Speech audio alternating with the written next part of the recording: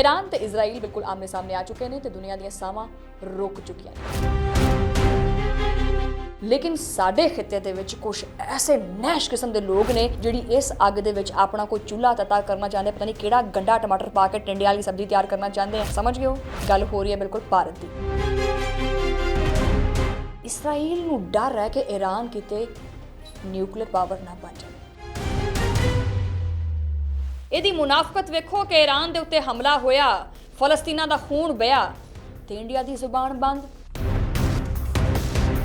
Pilot साहब भी आए, जंगा मझां गावां दा दुੱਧ इकट्ठा करके उन्होंने चंगी सोहनी चाह पियाई उन्होंने है तो उन्हें आख्या सी ना कि टी इज़ फैंटास्टिक है।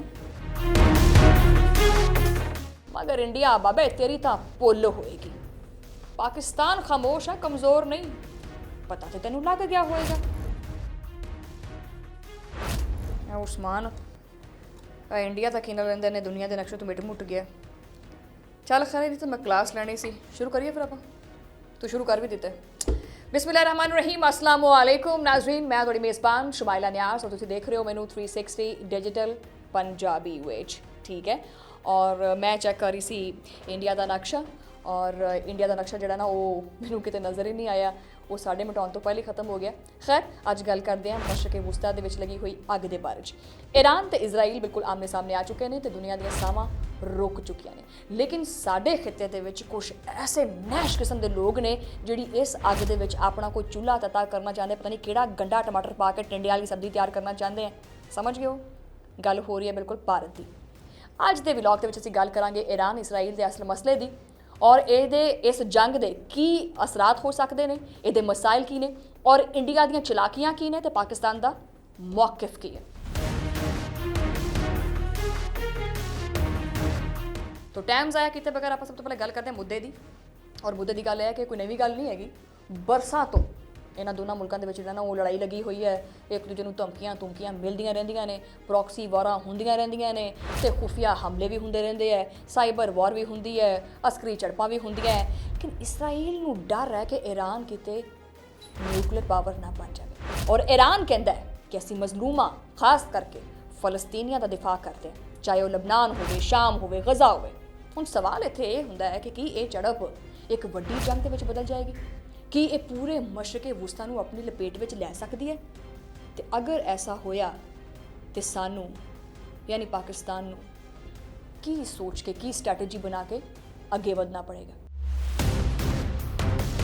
हुण जरा नज़र पाने आ, एक तरफ तो अमरीका ते इजराइल दे नाल दफाई मुआदे करदा है ते दूजे पासे बड़ी खामोशी दे नाल ईरान तो तेल भी लैंदा है। चाबहार बंदरगाह दे विच उहदी बड़ी दिलचस्पी है क्योंकि इंडिया चाहता है कि पाकिस्तान नूं साइड लाइन, ओहो असीं तां पंजाबी हाँ, साइड लाइन मतलब खोडे लाइन कर दी है ना। इहदी मुनाफकत वेखो कि ईरान दे उत्ते हमला होया, फलस्तीना दा खून बया ते इंडिया दी जुबान बंद। ना कोई मजम्मत, ना कोई हमदर्दी, बिल्कुल खामोशी। ये वही भारत है जिहड़ा हर वक्त इंसानी हकूक का भाषण देंदा रहिंदा है।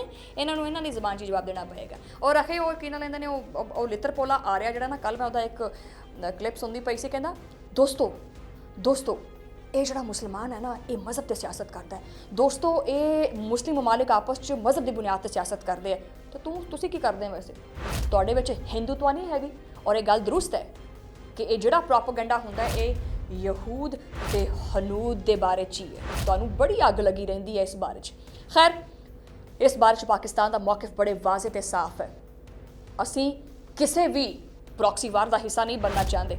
असीं हमेशा फलस्तीनियां के हक में आवाज़ बुलंद की है तो ईरान के नाल साडे बड़े बरादराना तालुकात हैगे भी ने और असीं रखे भी ने तो इजराइल नूं असीं कदे तस्लीम नहीं किया। लेकिन सानू इस टाइम बड़ा होशियार रहना पएगा क्योंकि भारत की पूरी कोशिश है कि ईरान ते पाकिस्तान के तालुकात दे विच दराड़ पा दी जाए और सानू आलमी सिफारती मैदान दे विच अलग थलग कर दिता जाए। मगर इंडिया बाबे तेरी तां पुल होएगी। पाकिस्तान खामोश है, कमज़ोर नहीं, पता तो तेनों लग गया होएगा।